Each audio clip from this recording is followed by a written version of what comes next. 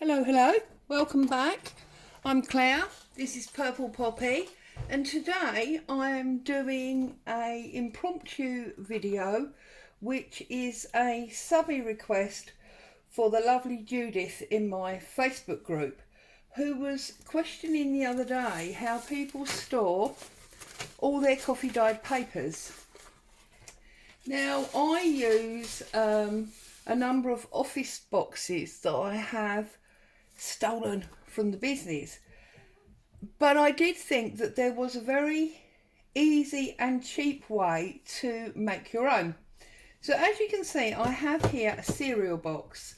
Now unfortunately this particular one is the only one that I've got empty, and as you can see my papers are actually bigger than this box, and yet I have boxes in the cupboard that would be big enough, and unfortunately they're not empty. So I'm going to show you what I would do if the box was big enough, and then I'm going to show you how I'm going to use this one that's not big enough. So if the box were big enough, what I would do is I would take my ruler and I would just do an angle line like that, all the way across there, like that. But of course that's not marked, has it? Because this has got a shiny surface. I'm going to do it with a felt tip pen so that you can see properly. And I'm just going to do an angle all the way down there like that. Okay, I would then mark that point so that I can see it. I will come straight across here like so, and then if you angle your point there, you can come straight across there, bring your point over and the bottom one, and then you can line them up like so, and that will give you one of the office file boxes. Okay, and then obviously what I would do is I would cut off these excess pieces because I don't need these, the flaps where it was originally opened, and I don't need the sides either, so I cut all of these pieces off.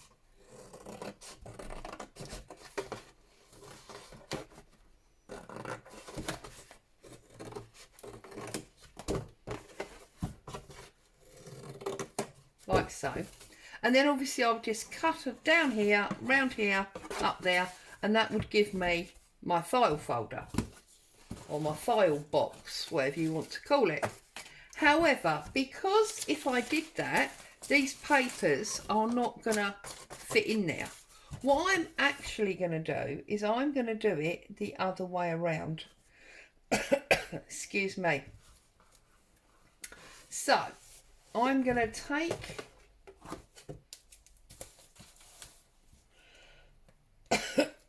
excuse me, I'm actually going to take this whole side off.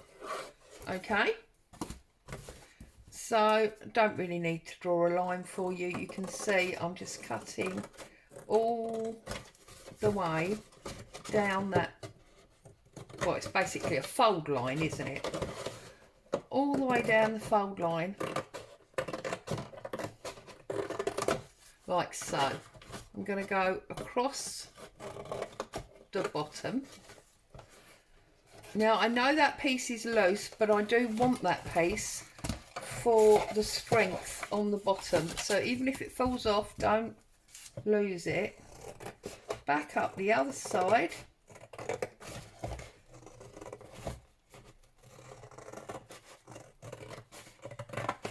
and then I'm going to use up lots of scraps, so it's another way of using up your scraps to decorate this. Now if you want to, you can unglue it because it's never very strongly glued, and that will keep this piece, it's precious. That will enable you to cover both sides with your scraps, which obviously A, is going to make it very decorative, and B, is going to make it nice and strong. I'm going to use my Pritt stick, and the reason I'm going to use my Pritt stick is because when we're finished, I'm going to give it a coat of PVA to seal it all in, so that will be extra glue on the top. So all I'm going to do is randomly tear, and I'm going to go across the top like that. I'm always going to overhang slightly because that will enable me, yeah, I did go over, that will enable me to trim it up when I'm done. So this is very similar to the book page paper that we made before.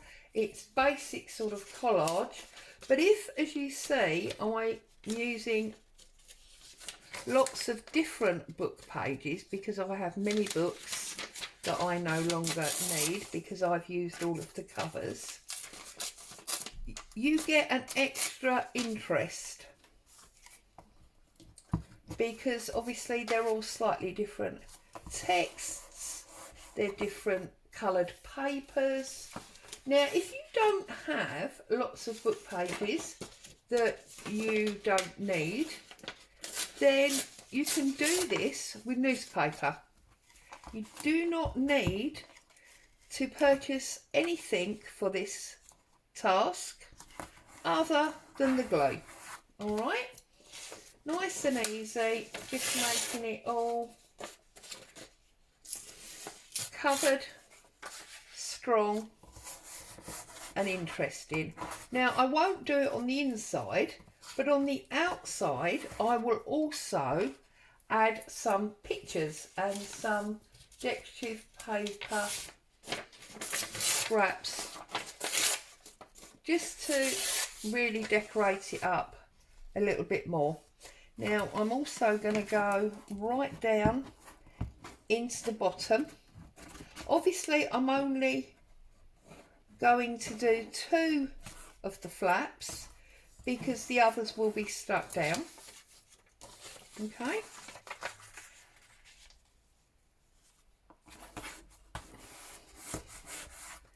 And obviously pick that up, a little bit of glue under there, and as you can see it's very, very quick. It soon fills up, especially if you're using big pieces like I am. You may choose to use smaller pieces, they will work just as well.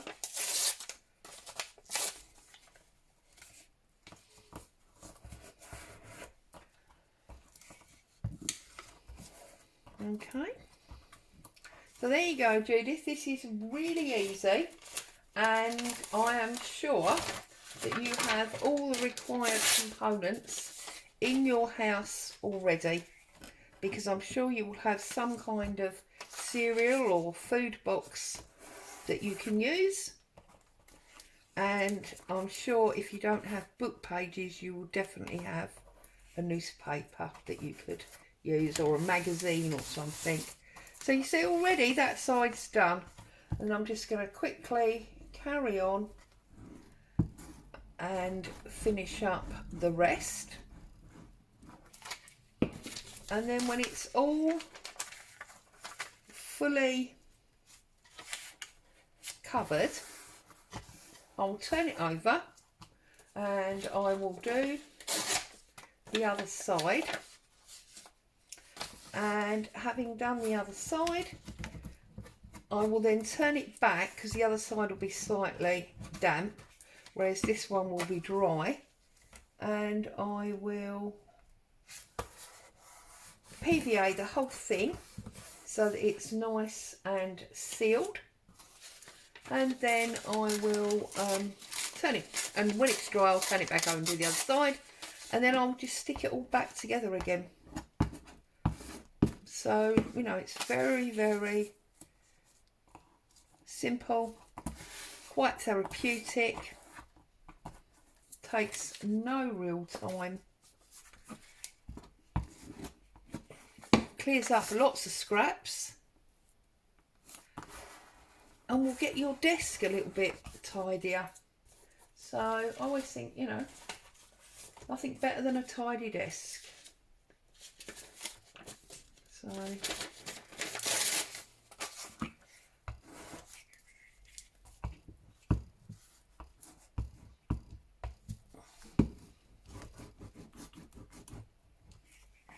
as you can see, whilst I'm making sure these are stuck, I'm not making sure I stick every millimetre of it, because as I say, I am going over with PVA when I'm done. Let's turn that around, make sure you can see, although to be honest there's not much to see, is there? We've all glued bits of paper to cardboard before. You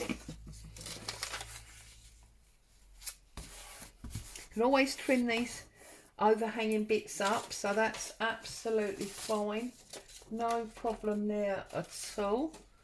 Let's go with this one.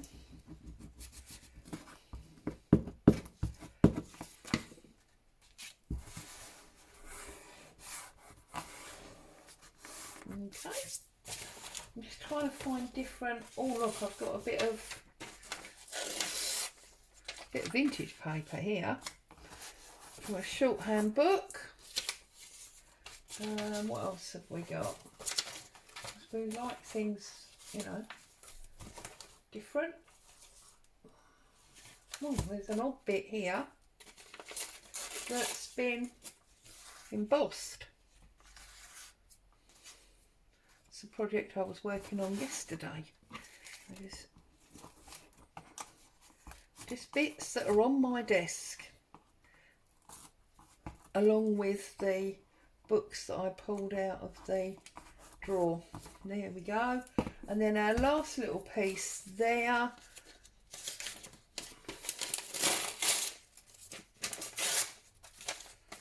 just going to use this piece here. So a little bit under there just to make sure.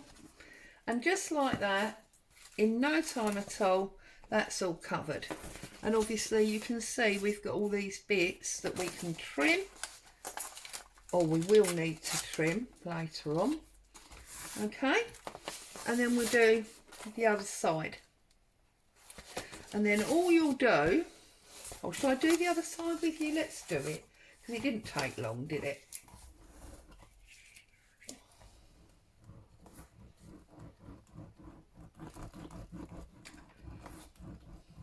So, it's Friday again already. I know I don't usually come in on a Friday, but obviously this week has been, oh, I've said this a few times, it's been a bit weird. And you are such wonderful subbies that I have, because none of you mentioned on Tuesday's video that I'd gone absolutely doolally-tat and I had done Thursday's 52 weeks of journaling instead of current project. Thank you for that. It's very sweet not to tell me I'd lost my marbles, although I think deep down we all know that, don't we?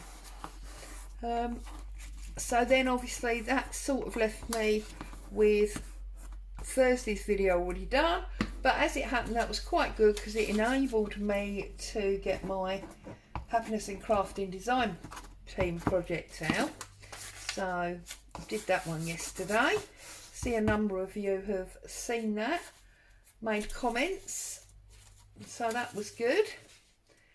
And then tomorrow I know I am not going to be here because I have to go out, so I thought, you know what, let's try and line the week back up to where it should be and get the Saturday Subbie video done on Friday.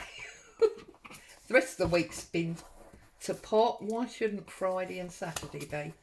But I will be back as normal for the Sunday brunch. That's 12 o'clock UK time on Sunday, and that's when I'm live on Facebook and we do a project together, and we just have a bit of a chat, really. Talk about all sorts of things. Sometimes we talk about the dogs, the weather, all sorts of things. Got some glue overlay on the back, which is sticking me to my background paper, which is a bit of a pain. I'll make sure that bit of orange is not poking through. And there we go. So yeah, that's that really, in a nutshell. That's where I've been, what I'm doing, why it's all different. I basically blamed the bank holiday. Threw me out completely. Although it was lovely to have hubby home, a couple of extra days, and see the family, obviously. It's always good. Can't really do enough of that, can we? Well, I can't, especially at the moment. So, there we go. It was good in that respect, but it's thrown me out completely. And hubby's off out on a works meeting today, so I'm here on my own with Boo. So I'm just happily crafting. I've done the washing and tidied the house and blah de blah. So now I'm here having fun with you guys.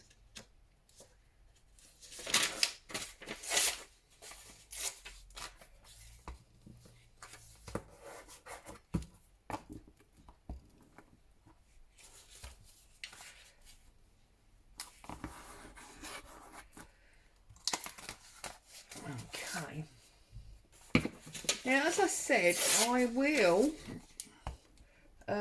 put a layer of PVA on this to give it extra longevity and so on. And I will put pretty pictures on the outside. But because I want to get this back together for you, and it will take ages for that oh, sorry, give you all a headache trying to catch me glue. It will take ages for that PVA to dry, and that means I won't be able to fold the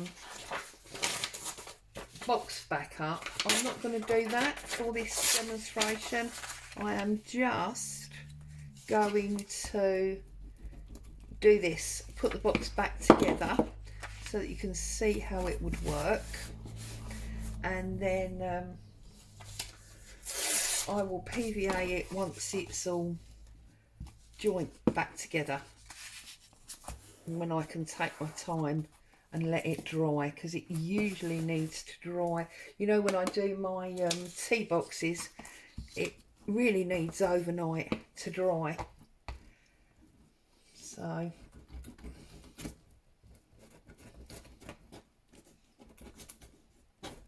okay, I think that's probably all of our glue. A little bit there. And of course I am on my own here with Bo, so if the postman comes down the street in a minute, you're probably all going to get a shock when she starts barking, so semi-prepare yourself for that.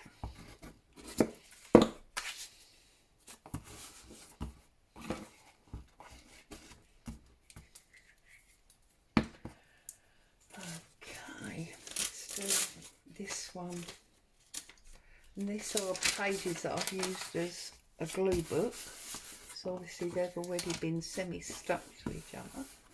Right, there we go. So let's get our scissors and let's trim this up.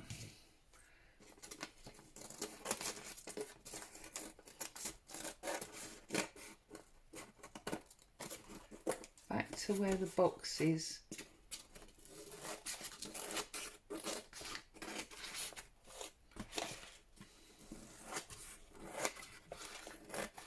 Sorry, it's quite large, so I'm sure it's going in and out of frame, which I can only apologise for.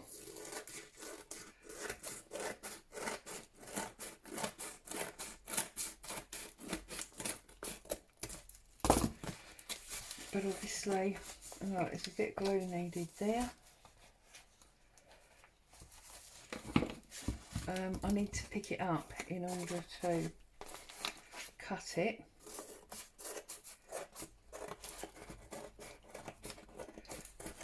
And then what I've found when I do my tea boxes is if you cut it like this by hand with the scissors, and then once the PVA goes onto it and it gets really stiff, you can actually put it on your board and cut it with a knife and a ruler if you choose to.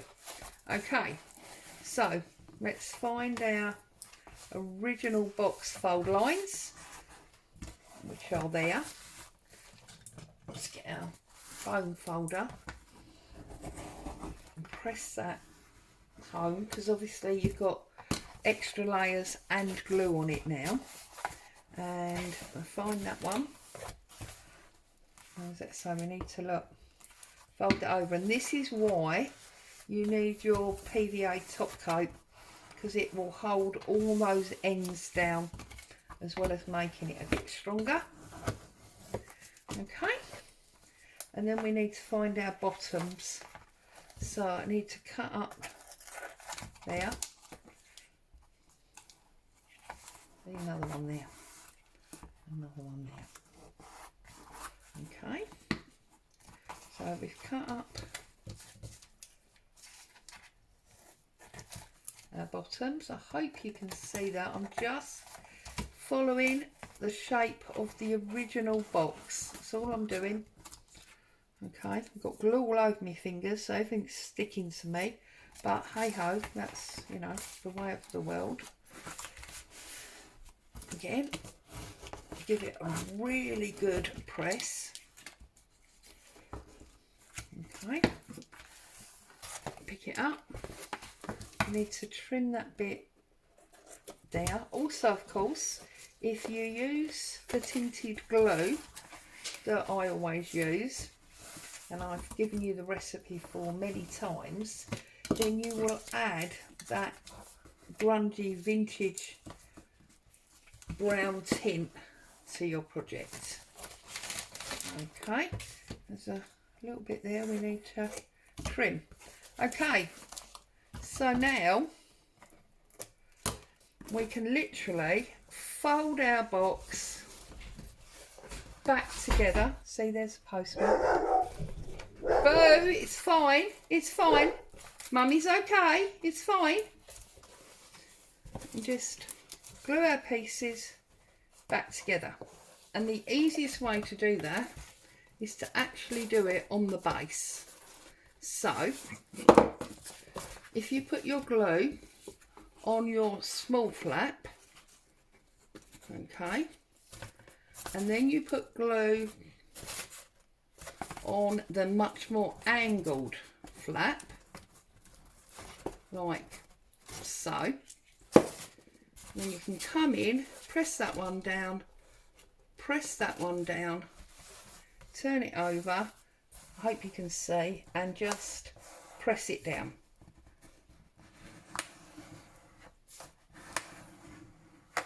Okay, now if you want to, you can still angle these top two corners.